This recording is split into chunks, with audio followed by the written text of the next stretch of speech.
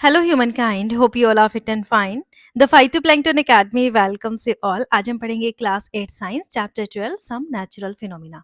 इस चैप्टर के अंदर कुछ नेचुरल फिनोमिना की बात करने वाले हैं और बेसिकली दो डिस्ट्रक्टिव नेचुरल फिनोमिना। कौन कौन से? Lightning and earthquake. ये डिस्ट्रक्टिव नेचुरल फिनोमिना क्यों है? क्योंकि ये हमें बहुत ज़्यादा नुकसान कोज कर देते हैं, ठीक है। और हमें यहाँ पर ये भी पढ़ना है कि क्या स्टेप्स हम ले सकते हैं इन डिस्ट्रक्शन को मिनिमाइज करने के लिए, कम करने के लिए, कम से कम डिस्ट्रक्शन हो इन नेचुरल फिनोमिना से, वो स्टेप्स भी हम यहाँ पर पढ़ेंगे। सो सबसे पहला फिनोमिना होता है लाइटनिंग का। लाइटनिंग कब होती है? बादलों के अंदर लाइटनिंग होती है। कैसे होती है? देखो, इसको समझने से पहले एक कंसेप्ट ये समझ लो बेटा कि जब चार्जेस डेवलप होते हैं, ठीक है, तो दो चार्जेस जब आपस में मिलते हैं, पॉजिटिव एंड निगेटिव, वहाँ अट्रैक्शन होता है, ठीक है।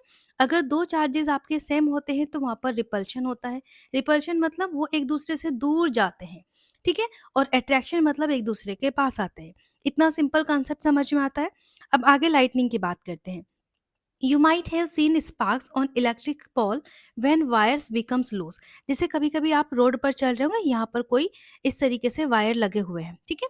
लाइट के वायर लगे हुए हैं, दूसरे यहाँ पर पिलर है, और इस तरीके से वो अगर वायर लूज है, एक दूसरे से टकराते हैं, तो यहाँ पर स्पार्क्स देखने को मिलते हैं। कभी आपने ऐसा देखा है? ये क्यों होता है? This phenomena is quite common. जब आपकी विंड ब्लो कर रही है, यानी कि बहुत तेज हवा चल रही है, तो वायर्स आपके शेक करने लगते हैं, हिलने लगते हैं। You might also have seen sparks when a plug is loose. कभी आपने सॉकेट में प्लग लगाया हो और वहां पर अगर आपका प्लग लूज है, तब भी आपको स्पार्क देखने को मिला होगा। कभी अगर मोबाइल का चार्जर लगाते हैं, कभी कभी आप देख सकते हैं उन चीज़ों को। ये लाइटनिंग बेटा होती क्या है एक्चुअली में? इलेक्ट्रिक स्पार्क होता है। लेकिन जो छोटे छोटे स्पार्क हम देख रहे हैं, ये ज़्यादा बड़ा नहीं होता। ये तो छोटा सा हमारे घर पे किसी इलेक्ट्रिक सॉकेट के अंदर हो रहा है। बट ये जो लाइटनिंग हम बादलों के अंदर देखते हैं, जो क्लाउड्स होते हैं उनके अंदर देखते हैं, वो ह्यूज स्केल में होता है। लाइटनिंग होती कैसे है? सबसे पहले आप लोग लाइटनिंग की डेफिनेशन लिख लेना। यहाँ पर lightning is a sudden electrostatic, क्योंकि हो सकता है कि कुछ बच्चों को डेफिनेशन लिखनी हो। Lightning is a sudden electrostatic discharge that occurs between clouds or between a cloud, एक क्लाउड के बीच में भी हो सकता है, and the ground due to accumulation of electric charges. इसकी वजह से लाइटनिंग होती है, ठीक है। अब देखो, पहले हम पुराने केस में समझते हैं। जब एंशियंट टाइम था, बहुत पुराना पीरियड, वहां पर peoples did not understand the cause of this spark. मैंने तो आपको कोज बता दिया ना, प्लस माइनस चार्जेस अट्रैक्ट होते हैं। बट पहले लोग इस बारे में नहीं जानते थे। They were therefore afraid of lightning. जब भी वो लाइटनिंग को देखते थे ना आसमान में, वो बहुत ज्यादा डर जाते थे। वो सोचते थे कि रैथ ऑफ गॉड, अल्लाह नाराज है, गॉड नाराज है, भगवान नाराज है हमसे, इस वजह से ये सब कुछ हो रहा है, उनकी विजिटिंग की वजह से ये सब कुछ हो रहा है। Now of course we understand that lighting is caused by the accumulation of charges. अब तो हमको समझ आ गया ना कि अक्यूमुलेशन होता है चार्जेस का। कहाँ पर होता है? क्लाउड्स में होता है। तो अब हमने डरने की भी ज़रूरत नहीं है। But we have to take precautions, लेकिन हमें बेटा प्रिकॉशन ज़रूर लेने चाहिए। And to protect our self from the deadly spark. अगर ज़्यादा डेडली स्पार्क्स हो जाए तो उससे बचने की ज़रूरत है। अब देखो, ग्रीक के टाइम पर हम ना इसका स्टेप बाय स्टेप समझेंगे कि ये स्पार्क्स हमें कैसे पता चला, हमने लाइटनिंग के कंसेप्ट को कैसे समझा, क्योंकि हमने एंशियंट टाइम का तो समझ लिया है। अब हम देखेंगे साइंटिफिक रोड की तरफ हम कैसे आए। तो सबसे पहले देखते हैं the sparks that Greeks knew about. जो ग्रीक्स थे वो कैसे जानते थे स्पार्क्स के बारे में? सो 600 बीसी की अगर बात करें, अंबर। अंबर क्या होता है? अंबर एक रेजिन जैसा सब्सटेंस होता है, जैसे कि ये आपका ट्री है, ठीक है। इस ट्री से कुछ ग्लू जैसा निकलता है। इस पिक्चर में भी आप देख सकते हो कि अंबर जो है, ये एक ट्री से निकला हुआ सब्सटेंस है, और ये वक्त के साथ साथ आपका स्ट्रांग होता चला जाता है, एक पत्थर बन जाता है धीरे धीरे करके। इस अंबर से बेसिकली स्पार्क, अगर ये अंबर को आप फर से रफ करोगे तो आपको वहां पर कुछ स्पार्क्स देखने को मिलेंगे।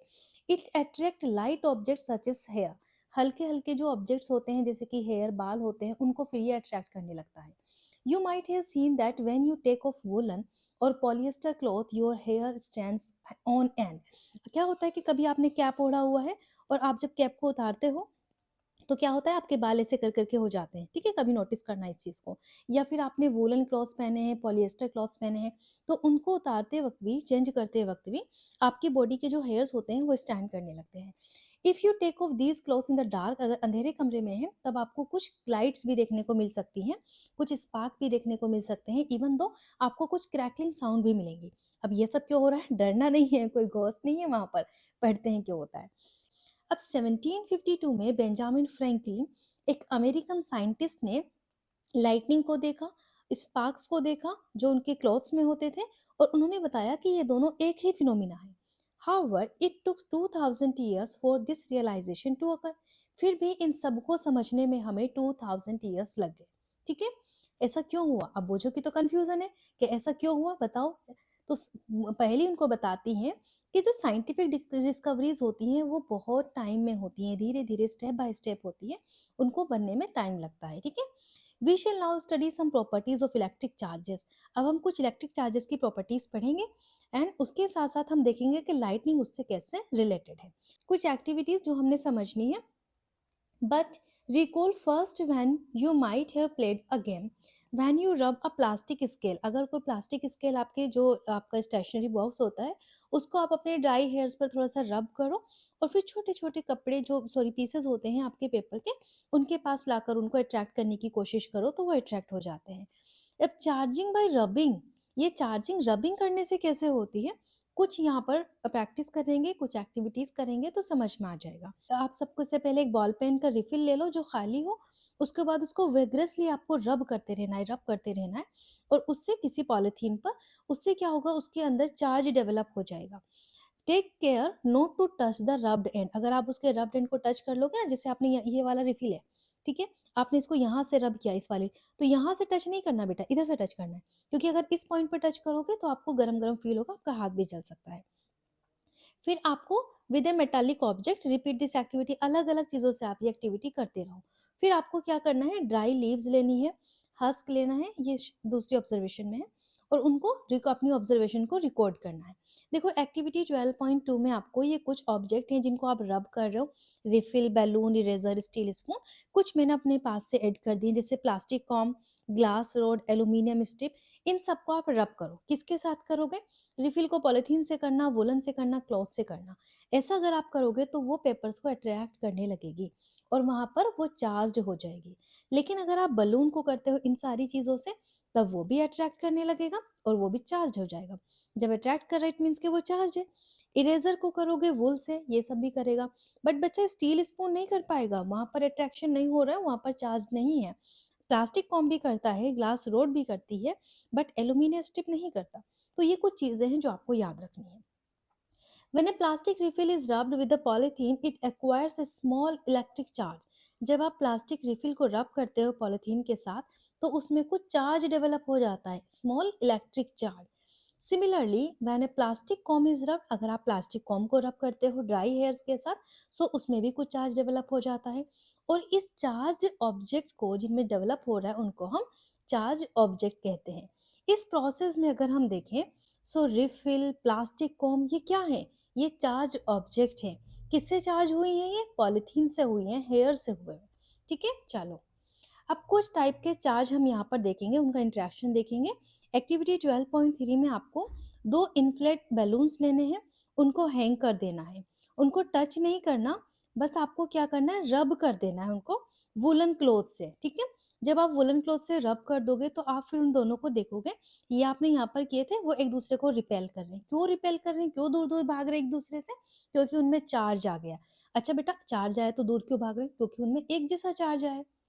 जब एक जैसा चार्ज होता है तो एक दूसरे को रिपेल करते हैं।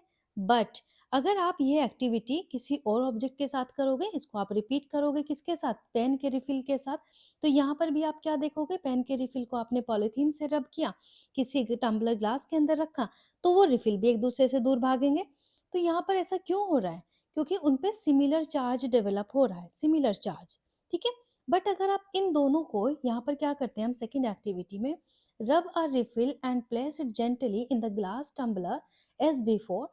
अब आपने क्या किया, इस बैलून को, ये जो आपने यहाँ पर चार्ज किया था, और इस रिफिल को पास में लेकर आए, तो ये अनलाइक चार्ज हो गए ना, इस पे प्लस आया था, इस पर माइनस आया था, तो ये एक दूसरे को बहुत जल्दी जल्दी से अट्रैक्ट करेंगे, ठीक है। अब हमने क्या समराइज करना है यहाँ पर, जो चार्ज बैलून होता है वो रिपेल करते हैं चार्ज बैलून को। क्यों रिपेल करते हैं? क्योंकि दोनों पर एक जैसा चार्ज आ जाता है। जो चार्ज रिफिल होता है वो भी रिपेल करता है, रिपेल मतलब एक दूसरे से दूर भागते हैं चार्ज रिफिल को, क्योंकि उनमें भी एक जैसा चार्ज आ जाता है। बट अगर आप किसी चार्ज्ड बैलून को अट्रैक्ट करते हो किसी चार्ज्ड रिफिल से, तो वो अट्रैक्ट करते हैं। क्यों करते हैं? क्योंकि एक पर प्लस एक पर माइनस चार्ज है, दोनों अपोजिट चार्जेस हैं, और आपको पता है कि अपोजिट चार्जेस हमेशा अट्रैक्ट करते हैं। चलिए अब आपको यहाँ पर कुछ और चीजें मैं बताती हूँ। It is a convention to call the charge acquired by a glass rod when it is rubbed with silk as a positive. ये एक तरीका है कि अगर आप ग्लास रोड को, मैंने ऊपर भी टेबल में आपको एग्जांपल दिया था ग्लास रोड का, यहाँ पर मैंने ऐड किया था, ठीक है, आपकी बुक में नहीं है, लेकिन ग्लास रोड को अगर आप चार्ज करते हो किससे? सिल्क से, तो हमेशा उस पर पॉजिटिव चार्ज आता है, ये आपको याद रखना है, ठीक है। Now the other kind of charge is said to be negative, दूसरा वाला चार्ज आपका निगेटिव होगा। It is observe when a charge glass rod is brought near a charge plastic straw. अगर आपने किसी चार्ज रोड को, ग्लास रोड थी, इसको आपने चार्ज करा, देखो बच्चा चार्ज करने का कुछ मतलब नहीं है, आपको बस उसको रब करना है, जिस चीज से हमने आपको बता दिया, आप सिल्क से रब कर दो ग्लास रोड को, रगड़ दो उसके ऊपर, वो चार्ज हो जाएगी, उस पर पॉजिटिव चार्ज आ जाएगा, ठीक है। ज्यादा कंफ्यूज होने की जरूरत नहीं है, बहुत आसान कंसेप्ट है। उसके बाद क्या करते हैं, जो प्लास्टिक स्ट्रॉ को पास लेकर आते हैं, जिसको हमने पॉलीथीन से रब किया है, तो वहां पर अट्रैक्शन होगा दोनों के बीच में। तो ये थी आपकी ग्लास की रॉड, इस ग्लास की रॉड को मैंने रब कर दिया सिल्क के कपड़े से, ठीक है, सिल्क से, यहाँ पर ये रब कर दिया, इस पर आ गया पॉजिटिव चार्ज। अब यहाँ पर थी मेरे पास प्लास्टिक स्ट्रॉ को मैंने रब कर दिया पॉलीथीन के साथ, और इस पर आ गया निगेटिव चार्ज। अब यहाँ पर प्लस, यहाँ पर निगेटिव, दोनों एक दूसरे को अट्रैक्ट कर लेंगे, ठीक है। What do you, it is observed, okay, what do you think would be the kind of charge on the plastic straw? बच्चा प्लास्टिक स्ट्रॉ पे कौन सा चार्ज आया? नेगेटिव चार्ज आया, of course. Your guess that plastic straw would carry a negative charge is correct, बिल्कुल correct. Electric charge generate by rubbing are static, ये important concept है। जो भी इलेक्ट्रिक चार्ज जनरेट होते हैं रब करने से, वो स्टैटिक होते हैं, ठीक है। They do not move by themselves, बच्चा ये स्टैटिक रुके हुए रहते हैं, ये मूव नहीं करते। जब चार्ज मूव करने लगता है तो उसको हम इलेक्ट्रिक करंट कहते हैं। हमारे जो सर्किट होता है, उस सर्किट में क्या होता है, ये बैटरी लगी हुई है यहाँ पर, ठीक है, यहाँ पर हमने इसको इससे फ्लो करा दिया है, और यहाँ पर बल्ब लगा देते हैं, यहाँ पर एक की लगा देते हैं, सर्किट के अंदर चार्ज फ्लो कर रहा है। अब आप ये बताओ कि चार्ज कब फ्लो करता है? जब वो जो प्लस माइनस है वो मूव करते हैं। यहाँ पर तो मूव नहीं कर रहे ना, जब हमने चार्ज जनरेट करा, वो स्टैटिक है, रुके हुए हैं। जब चार्ज मूव करता है तो वो इलेक्ट्रिक करंट बन जाता है। You have been reading electric current since, हमने क्लास 6 से इसके बारे में पढ़ा है। किसी भी सर्किट के अंदर जो करंट होता है, जब बल्ब ग्लो कर रहा है एक वायर होट के साथ, वहां पर कुछ नहीं, सिर्फ चार्ज होता है, मोशन, जो चार्जेस होते हैं उनमें मोशन हो जाता है। अब ट्रांसफर ऑफ चार्ज, चार्ज कैसे ट्रांसफर होता है इस एक्टिविटी में हम समझेंगे। ये आपने एक जार ले लिया है, उस जार के ऊपर आप एक कार्डबोर्ड लगा दोगे। कार्डबोर्ड थोड़ा बड़ा होना चाहिए जो जार के माउथ को बंद कर दे। इसके अंदर आप एक मेटल का वायर इस तरीके से फिट करोगे, और वायर के अंदर एल्यूमिनियम की स्ट्रिप लगा दोगे। यहाँ पर 2 स्ट्रिप आपने लगा दी, साइज यहाँ पर आपको गिवन है। इस स्ट्रिप को लगाने के बाद आपने क्या किया, एक ये लिया, रिफिल ले लिया, और उस रिफिल को आपको रब करना है ताकि उसके अंदर चार्ज डेवलप हो जाए। जैसे ही आपने चार्ज डेवलप किया, आप इसके पास लेकर आओगे, तो ये जो दोनों स्ट्रिप्स है ना एल्यूमिनियम की, ये एक दूसरे से दूर जाने लगेंगी। इससे हमें क्या मालूम पड़ता है कि जो हमने रिफिल को चार्ज किया था उस पर सिमिलर काइंड का चार्ज आ गया था। माइनस चार्ज ले लेते हैं, ये सिमिलर काइंड का चार्ज आ गया, और वो उसको रिपेल कर रहा है। The aluminium foil strips receive the same charge from the charge refill through the paper clip. उसने सेम चार्ज लिया। ये जो इलेक्ट्रोस्कोप यहाँ पर हमने बनाया है, ये एक सिंपल डिवाइस होती है, जिससे हम ये पता लगा सकते हैं कि जो ऑब्जेक्ट है वो चार्ज को कैरी कर रहा है या नहीं कर रहा है। यहाँ पर हमने क्या देखा कि electric charge can be transfer हो सकता है एक ऑब्जेक्ट से दूसरी ऑब्जेक्ट में। जब कोई चार्ज ट्रांसफर होता है एक ऑब्जेक्ट से दूसरे ऑब्जेक्ट में, उसको कंडक्शन कहते हैं। और मेटल्स गुड कंडक्टर होते हैं इलेक्ट्रिसिटी के। अगर हम बेस्ट एग्जाम्पल ले तो सिल्वर बेस्ट कंडक्टर होता है इलेक्ट्रिसिटी का।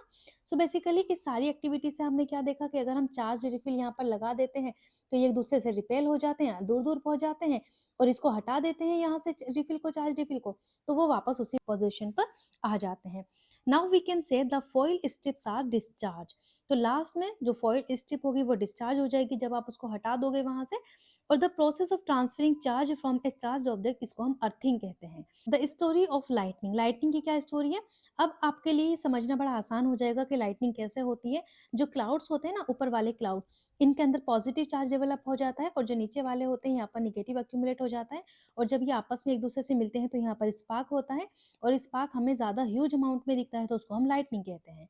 अब देखो ऐसा क्यों हो रहा है, during the development of thunder storm, जब थंडरस्टॉर्म होता है तो एयर का करंट मूव करता है अपवर्ड, वाटर ड्रॉपलेट नीचे की तरफ आती है। ये विग्रस मूवमेंट होने की वजह से यहाँ पर चार्जेस सेपरेट हो जाते हैं। एक ऐसा प्रोसेस होता है जिसके बारे में हम अभी तक नहीं जानते, बट होता यह है कि पॉजिटिव चार्ज ऊपर कलेक्ट हो जाता है और निगेटिव चार्ज नीचे आ जाता है। और यहाँ पर निगेटिव चार्ज एक्यूमुलेट होने की वजह से दोनों चार्ज जब आपस में मिलते हैं उनका मैग्नीट्यूड बहुत ज़्यादा होता है। सो ऐसे में लाइटनिंग हो जाती है। When the magnitude of the accumulated charges becomes very large, air which is normally a poor conductor of electricity, वो भी आपके ज़्यादा लंबे टाइम तक पुअर नहीं रहती और वहाँ पर वो रेसिस्ट कर देती है। निगेटिव एंड पॉजिटिव चार्जेस आपस में मिल जाते हैं जिसकी वजह से एक लाइटनिंग की स्ट्रिक प्रोड्यूस होती है, ब्राइट लाइट की। इवन दो आपको साउंड भी मिलती है, जो गड़गड़ाहट की आवाज़ होती है ना, वो भी आपको मिलती है। हम इस स्ट्रिक को लाइटनिंग कहते हैं, और इस प्रोसेस को हम इलेक्ट्रिक डिस्चार्ज कहते हैं। The process of electric discharge can occur between two और मोर क्लाउड्स, दो या दो से ज्यादा क्लाउड्स के बीच में हो सकता है, या फिर क्लाउड्स के बीच में भी हो सकता है, एंड द अर्थ के बीच में भी हो सकता है, क्लाउड्स एंड अर्थ के बीच में। ये मैं ऑलरेडी आपको बता चुकी हूँ। आज के टाइम में हमें इससे डरने की जरूरत नहीं है, जैसा हमारे एंसेस्टर करते थे, क्योंकि हमें बेसिक फिनोमिना के बारे में इंफॉर्मेशन है। जो साइंटिस्ट है वो ट्राई कर रहे हैं कि इस सारी सिचुएशन को ज्यादा अच्छी तरीके से अंडरस्टैंड करने की। लाइटनिंग जो स्ट्राइक करते हैं वो डिस्ट्रॉय कर देती है हमारी लाइफ को, प्रॉपर्टी को, इसीलिए हमें कुछ प्रिकॉशंस लेने चाहिए। क्या क्या लेने चाहिए, जिस टाइम पर लाइटनिंग हो तो उसकी क्या सेफ्टी है। अगर आपको थंडर की आवाज आए तो आप एक अलर्ट उसमें आ जाओ और एक सेफर प्लेस पर चले जाओ, रश से हटकर थोड़ा सेफर प्लेस पर। After hearing the last thunder wait for some time, थोड़ा रुको वहां पर, before coming out of the safe place, जब तक एक सेफ प्लेस पर ना आ जाओ। फाइंडिंग अ सेफ प्लेस कैसे फाइंड करते हैं, आपके हाउस और ए बिल्डिंग सेफ प्लेस होते हैं। अगर आप ट्रेवल कर रहे हो तो कार या बस के अंदर ही रहो, वही आपका सेफ प्लेस होता है। With Windows and doors of the vehicle shut, बंद कर दो। क्या करना है क्या नहीं करना है, अगर आप बाहर हैं so open vehicle, motorcycle, tractors, इन सब पर आपको सफर नहीं करना, वो सेफ नहीं होते। आपको बेसिकली किसी open field, tall tree, shelter, park से रिलेटेड, ये भी आपको do not protect us for lightning stroke, तो ये हमें बचाते नहीं है, आपको ऐसी जगह से हट जाना है। अम्ब्रेला अगर आप लेकर जा रहे हो वो भी गुड आइडिया नहीं है थंडर स्टॉर्म में। If in a forest take shelter under shorter tree, अगर आप फॉरेस्ट में हो तो किसी छोटे ट्री के नीचे शेल्टर लो, ज्यादा बड़े ट्री के नीचे नहीं, वो गिर भी सकता है। इफ नो शेल्टर अवेलेबल, अगर कुछ भी अवेलेबल नहीं है तो ओपन फील्ड में जाने की कोशिश करो, दूर रहो ज्यादा बड़ी बड़ी चीजों से। Stay away from the poles और अदर मेटल की ऑब्जेक्ट, ताकि वो गिरे ना और आपको कोई चोट ना लगे, कुछ हार्म ना हो।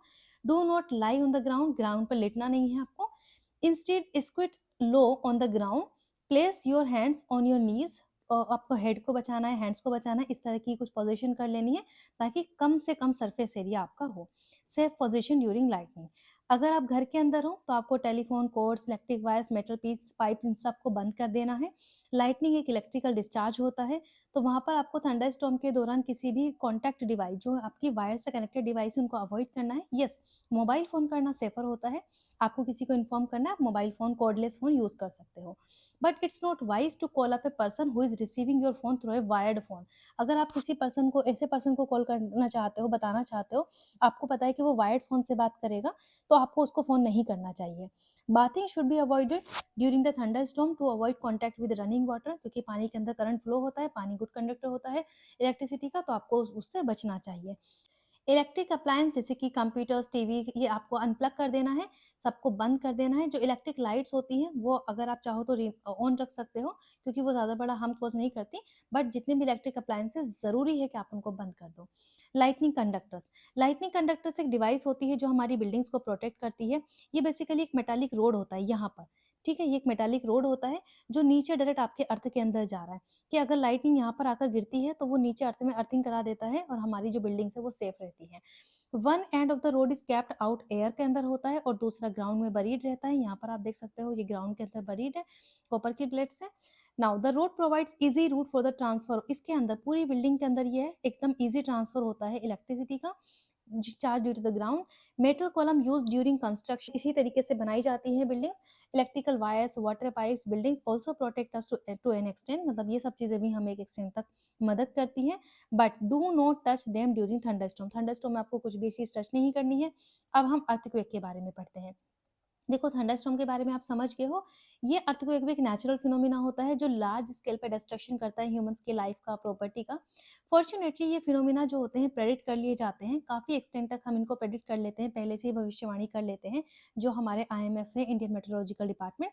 सो वो इनके बारे में हमें फोरकास्ट कर देते हैं, बट हमें फिर भी अगर ये सिचुएशन हमारे सामने आती है तो हमें थोड़ा संभल कर काम करना है। Weather department can warn about a thunderstorm developing in an area, अगर किसी एरिया में थंडरस्टॉर्म डेवलप होने वाला है तो जो वेदर डिपार्टमेंट है वो हमें पहले ही वार्न कर देते हैं, बट फिर भी अगर आपको इन्फॉर्मेशन नहीं मिली है और ऐसी सिचुएशन खुदा ना खास्ता आपके सामने आ गई है तो आपको बहुत अच्छे से प्रिकॉशन लेनी है, अपनी लाइफ और दूसरों की लाइफ को भी बचाने की कोशिश करनी है। अगर थंडरस्टॉर्म होता है तो हमेशा एक पॉसिबिलिटी होती है लाइटनिंग की, साइक्लोन की। So we get time to take measures to protect ourselves, हमें खुद को बचाना है, डैमेज होने से बचाना है चीज़ों को, दूसरों की लाइफ पर भी थोड़ा ध्यान देना जरूरी होता है for the purpose of humanity. However, one natural phenomena which are not yet able to predict accurately, जो ज्यादा हम एक्यूरेटली प्रेडिक्ट नहीं करते, दैट इज अर्थक्वेक। अर्थक्वेक को प्रेडिक्ट करना बड़ा ही मुश्किल काम है, नहीं हो पाता है, डैमेज बड़ा कॉज करता है, ह्यूमन लाइफ का डैमेज होता है, प्रॉपर्टी का डैमेज होता है, ह्यूज स्केल पर डैमेज होता है। जो मेजर अर्थक्वेक आया था वो इंडिया के अंदर अगर बात करें तो 2005 8 अक्टूबर को उरी के अंदर था, जो कि थांगदार टाउन से नॉर्थ कश्मीर का, कश्मीर के इलाके प्रोन जोन के अंदर आते हैं जहां पर ज्यादा चांसेस होते हैं। ऐसे बहुत सारे एरियाज है जो अब हमें पढ़ेंगे। बिफोर दैट ए मेजर, उससे भी पहले एक मेजर अर्थक्वेक आया था 26 जनवरी को गुजरात के भुज डिस्ट्रिक्ट में 2001 में।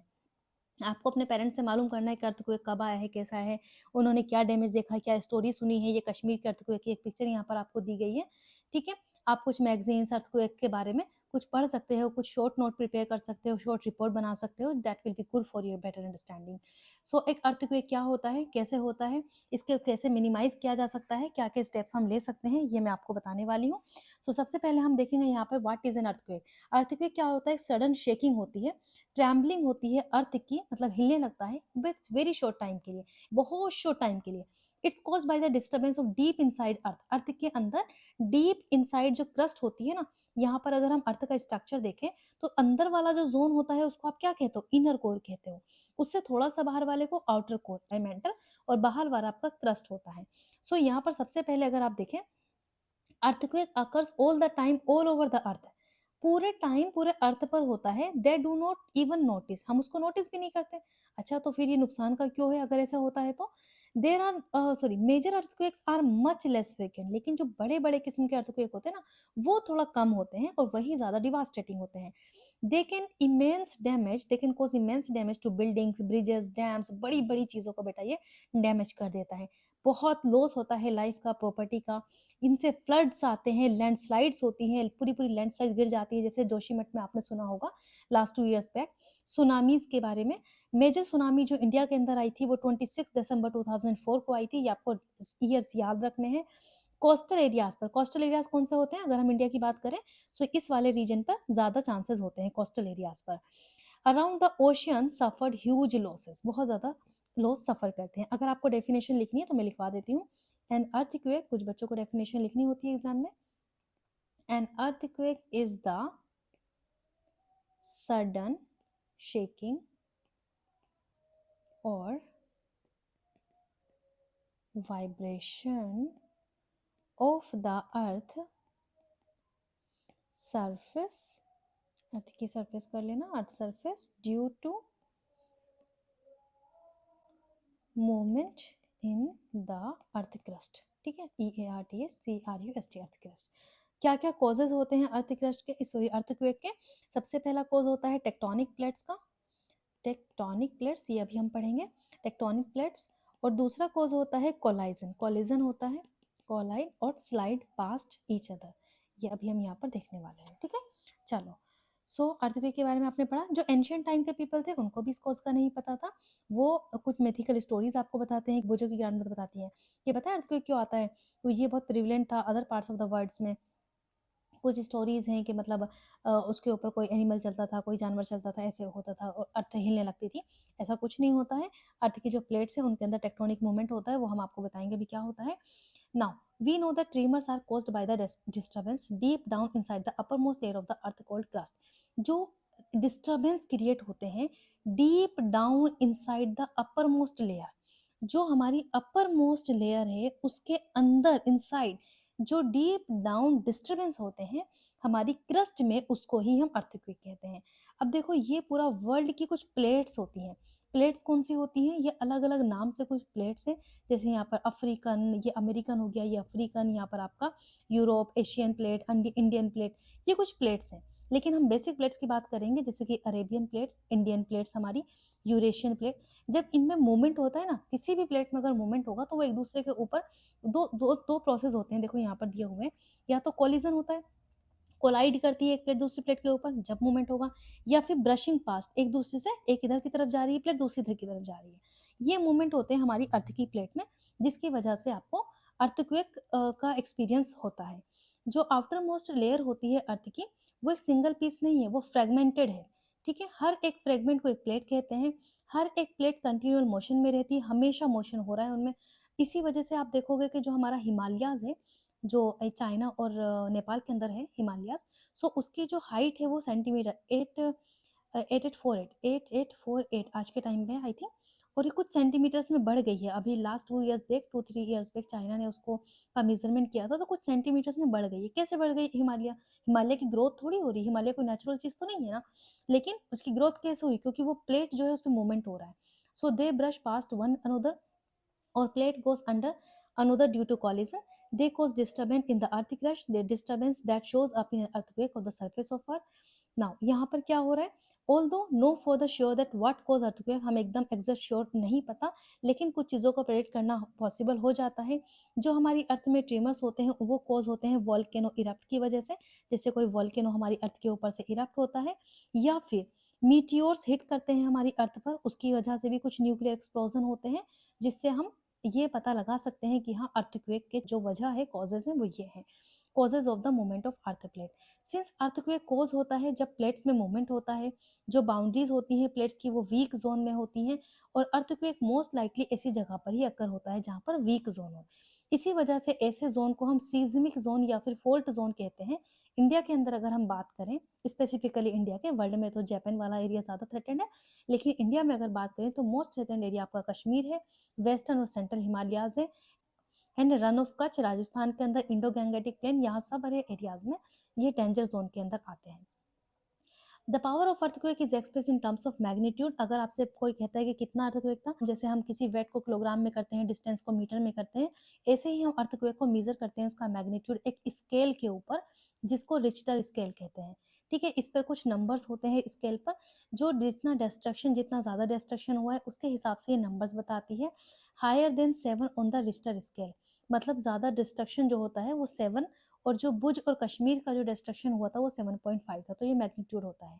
इस तरीके से अर्थक्वेक कॉज होता है इनसाइड द अर्थ। अगर हम देखें तो जिस पॉइंट से ये अर्थक्वेक कॉज हो रहा है, ये हमें सरफेस पर यहाँ मिलेगा एपिसेंटर, और ये अर्थ का एपिसेंटर पॉइंट, ये अर्थ की सरफेस है, और यहाँ पर सीज्मिक वेव्स होती है, ये आपका इस तरीके से। ठीक है, नाउ अब हमें अर्थक्वेक से प्रोटेक्शन करने के लिए क्या क्या करना है? क्विक सेफर जोन पे चले जाना है, अपने क्वालिफाइड आर्किटेक्ट से पहले कंसल्ट करना है, स्ट्रक्चर इंजीनियर से, मतलब जब बिल्डिंग बना रहे हैं उस टाइम पर, ऐसा नहीं जिस टाइम पर अर्थक्वेक आया तब आपको कंसल्ट करना है। ठीक है, कुछ जो हाईली सिज्मिक एरियाज है वहाँ पर क्या क्या चीज़ें यूज़ करनी होती है, मड, टिम्बर, ये इजी, मतलब ये बहुत इजी पॉइंट है, इनको आप एक बार रीड कर लेना अगर आप घर पर हो तो। क्या आपको प्रिकॉशन लेनी है कि आपको शेल्टर एरिया, अंडर ए टेबल स्टे, उनसे दूर रहना है, शेकिंग स्टॉप से दूर रहना है, और हैवी ऑब्जेक्ट से आपको दूर रहना है। अगर आप आउटडोर्स हो तो कोई किसी क्लियर स्पॉट को फाइंड करना। ठीक है, इस तरीके से आपको रहना है। नाउ कुछ की पॉइंट्स है, क्रस्ट, डिस्चार्ज, अर्थ प्लेट्स। अगर इनमें आपको कोई भी क्वेरी है बेटा आप मुझे बता सकते हो, you can comment, I will give answer to you. और यहाँ पर some object that can be charge by rubbing, उनको हम क्या कहते हैं? चार्ज ऑब्जेक्ट कहते हैं। और जो दो चार्ज एक तरह के होते हैं, या तो पॉजिटिव होगा या फिर निगेटिव होगा। अगर दो पॉजिटिव एक साथ होते हैं तो रिपेल करते हैं, पॉजिटिव निगेटिव होते हैं तो एक दूसरे को अट्रैक्ट करते हैं। इलेक्ट्रोस्कोप एक डिवाइस हमने बनाकर देखी जिससे हम डिटेक्ट कर देते हैं कि बॉडी चार्ज है या नहीं है। ठीक है, जैसे हमने एल्यूमिनियम फॉइल को देखा था रिफिल रखने के बाद, तो रिफिल से वो चार्ज हो रहा था। Now process of transfer of charge object to the earth, उसको हम अर्थिंग कहते हैं। जो इलेक्ट्रिकल डिस्चार्ज होता है बिटवीन क्लाउड्स एंड अर्थ के बीच में, बिटवीन डिफरेंट क्लाउड्स, वो लाइटनिंग कॉज करते हैं। लाइटनिंग स्ट्राइक करती है तो ह्यूमन लाइफ को डिस्ट्रॉय कर देती है, इवन प्लांट लाइफ को भी डिस्ट्रॉय कर देती है, एनिमल लाइफ को भी डिस्ट्रॉय कर देती है, प्रॉपर्टी को डिस्ट्रॉय करती है हमारी। लाइटनिंग के कंडक्टर जो हमें प्रोटेक्ट करते हैं, हमारी बिल्डिंग के अंदर जो हम लगाते हैं, उनको लाइटनिंग कंडक्टर कहते हैं। अर्थ की एक सडन शेकिंग होती है, ट्रैम्बलिंग होती है अर्थ की, डीप डिस्टर्बेंस होता है इससे।